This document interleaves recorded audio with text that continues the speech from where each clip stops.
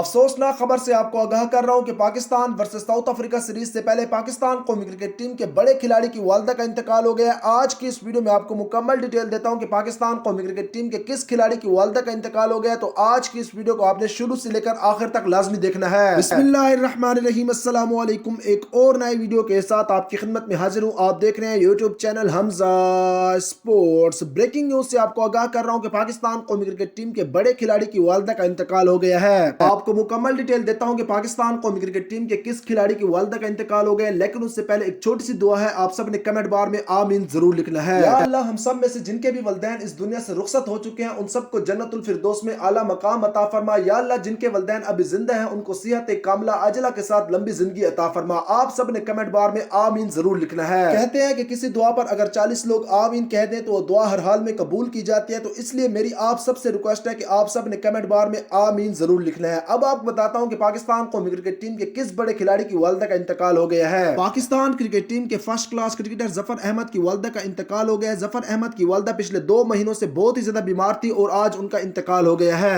ظفر Ahmad Pakistan cricket team کی national level پر نمائندگی تو نہیں کر سکے، لیکن ڈومیسٹک میں انہوں نے بہت ہی اچھے ریکارڈز بنائے ہیں۔ پاکستان کرکٹ ٹیم کے فرسٹ کلاس کرکٹر ظفر احمد کی والدہ کے جنازے میں پاکستان قومی کرکٹ ٹیم کے سابق کپتان سرفراز احمد سمیت بہت سے پاکستانی کھلاڑیوں نے شرکت کی۔ ہماری دعا ہے کہ اللہ تعالیٰ مرحومہ کو جنت الفردوس میں اعلیٰ مقام عطا فرمائے۔ آپ سب نے کمنٹ بار میں آمین ضرور لکھنا ہے۔ یہ تھی آج کی ویڈیو، انشاءاللہ بہت جلد کسی اور نئی ویڈیو کے ساتھ آپ کی خدمت میں حاضر ہوں گا۔ تب تک اپنا خیال رکھیے گا، چینل کو ضرور سبسکرائب کر کے بیل آئیکن کو